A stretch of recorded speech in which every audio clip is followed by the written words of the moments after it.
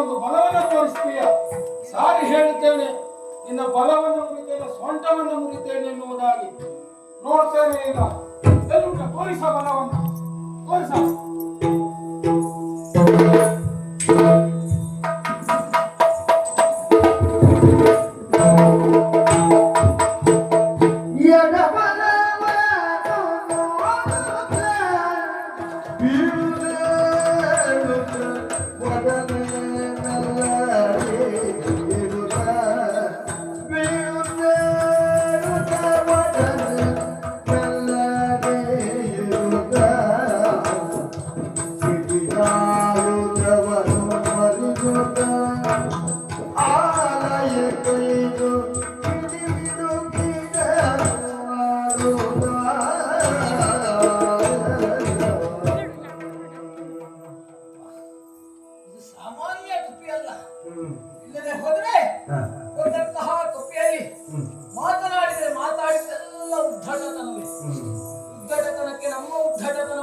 ಜಾಸ್ತಿ ಆಯ್ತು ಅಂತ ಸ್ವಾಮಿ. ಇನ್ನ ಯಾರು ನೋಡಲಿಲ್ಲ ಅಂತ ಭಾವಿಸ್ತೇನೆ.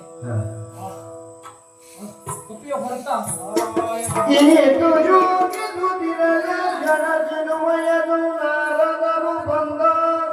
ಜನಪನೊಡು ಕೇಳಿದನು ಕೋತಿಯಲ್ಲಿ ಎಂದನುತ, ಕೋತಿಯಲ್ಲಿ ಎಂದನುತ, ವಿನಯದಿಂಪಿಡಿದೀಗ ತೊಂದೆಯೋ, ವಿನಯದಿಂಪಿಡಿದೀಗ ತೊಂದೆಯೋ, ಘನಮಹಾರೋಷದಲ್ಲಿ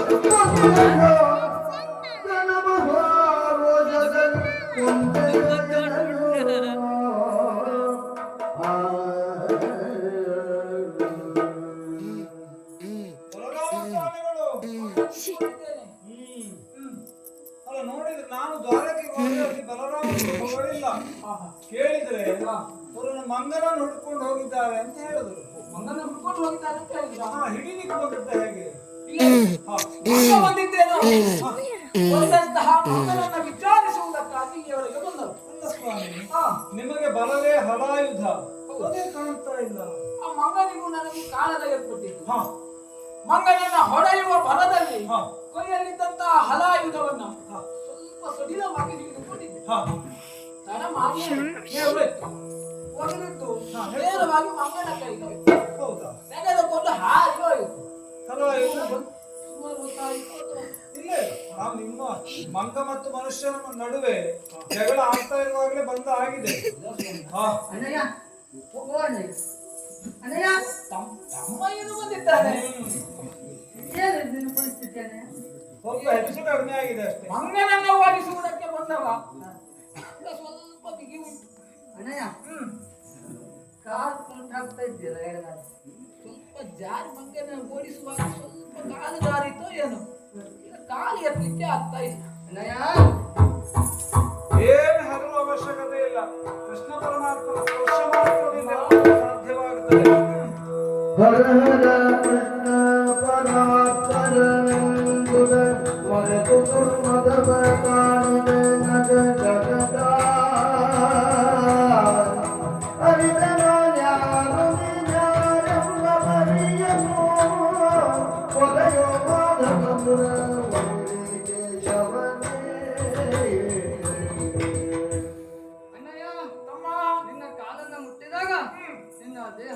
ಸರಿಯಾಯಿತು, ನಿನಗೆ ಇದು ಶೋಭೆ ಅಲ್ಲ.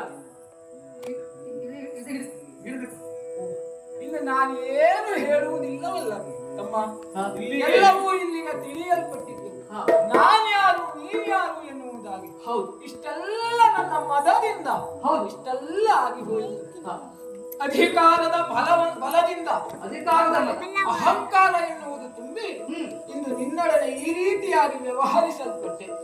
ಇದೊಂದು ನಾಟಕ ಎನ್ನುವುದಾಗಿ ಸ್ಪಷ್ಟವಾಗಿ ತಿಳಿಯಿತು ತಮ್ಮ. ಹೌದು, ನಾನು ಯಾರು ಎನ್ನುವುದನ್ನ ನೀನು ಅರಿತುಕೊಳ್ಳುವುದಕ್ಕೆ ಒಂದು ಅವಕಾಶವನ್ನ ಮಾಡಿ. ಒಂದು ಪ್ರೇತೆಯಲ್ಲಿ ನಿನ್ನ ಸೇವೆಯನ್ನ ಮಾಡಿದಂತಹ ಸಂದರ್ಭದಲ್ಲಿ 14 ವರ್ಷ ವನವಾಸಕ್ಕೆ ಹೋದಂತಹ ಆ ಒಂದು ಸಂದರ್ಭದಲ್ಲಿ ನಿರಾಹಾರನಾಗಿ ಮೈಥುನಾದಿಗಳನ್ನ ಬಿಟ್ಟು ನಿನ್ನ ಸೇವೆಯನ್ನ ಮಾಡಿ, ಅದಲ್ಲದೆ ಇಂದ್ರನನ್ನ ಸೋಲಿಸಿದಂತಹ ಇಂದ್ರಜಿತುವಿನ ರಾಜನೊಡನೆ ಹೋರಾಡಿದಾಗ ಆ ಅಂಬನ್ನ ತೆಗೆಯುವಂತಹ ಸಂದರ್ಭದಲ್ಲಿ ನೀನಾಡಿದ ಮಾತು, ಮುಂದೊಂದು ದಿನ ನಿನ್ನ ತಮ್ಮನಾಗಿ ನಾನು ಹುಟ್ಟಿ ನಿನ್ನ ಸೇವೆಯನ್ನ ಮಾಡುತ್ತೇನೆ ಎನ್ನುವುದಾಗಿ. ಇಂದು ನೀನು ಯಾರು ಎನ್ನುವ ಸತ್ಯವನ್ನು ಅರಿತೆ ಇಲ್ಲಿಯವರೆಗೆ ಈ ಒಂದು ನಾಟಕದಲ್ಲಿ ನನ್ನ ವೇಷವನ್ನ ಮಾಡಿಸಿದೆಯಲ್ಲ, ನಿಜವಾಗಿಯೂ ಈ ಅಹಂಕಾರ ಎನ್ನುವುದು ಇಂದು ನನ್ನ ತೊಳೆಯಲು ನಿನ್ನ ದರ್ಶನದಿಂದ ಪವನ ಪಾವನ. ಕೇವಲ ಇಷ್ಟಕ್ಕೆ ಮುಗಿಯುವುದಿಲ್ಲ, ಅಹಂಕಾರವನ್ನ ಕಳೆದುಕೊಂಡೆ ಅಂತ ಮಾತ್ರದಲ್ಲಿ ನಿನ್ನ ವೇಷ ಮುಗಿಯಿತು ಅಂತ ಭಾವಿಸಬೇಡ. ಯಾಕೆ ಗೊತ್ತುಂಟ, ನಿನ್ನ ಇನ್ನೊಂದು ವೇಷ ನೀನು ಮಾಡ್ಬೇಕು ಇವತ್ತು. ಈ ವೇಷಕ್ಕೆ ಇದಾಯಿತು, ಇನ್ನು ಮತ್ತೊಂದು ವೇಷ ಅಂತ ಆದ್ರೆ ಈ ವೇಷದಲ್ಲಿ ಬಹಳಷ್ಟು ಶ್ರಮ ವಹಿಸಿದ್ದೀಯ, ಶ್ರಮಕ್ಕೆ ತಕ್ಕುದಾದ ಫಲವನ್ನು ಪಡೆದಿದ್ದೀಯ. ಬಿಟ್ರೆ ಮುಂದೆ ಮಾಡುವ ವೇಷ ಅಷ್ಟು ಶ್ರಮದ ವೇಷ ಅಲ್ಲ. ಅದು ಹಿಂದಿನ ಯುಗದಲ್ಲಿ ಮಾಡಿದಂತ ಲಕ್ಷ್ಮಣನ ವೇಷವನ್ನು ಮಾಡಿದ್ರೆ ಆಯ್ತು. ಎಷ್ಟೊತ್ತಿಗೆ ಯಾವ ಸಮಯಕ್ಕೆ ಎಂಬ ನಿರ್ದೇಶನ ನಿಮ್ಮದು, ಮಾತ್ರ ನನ್ನದು. ವೇಷ ಸಿದ್ಧವಾಗಿರಬೇಕು.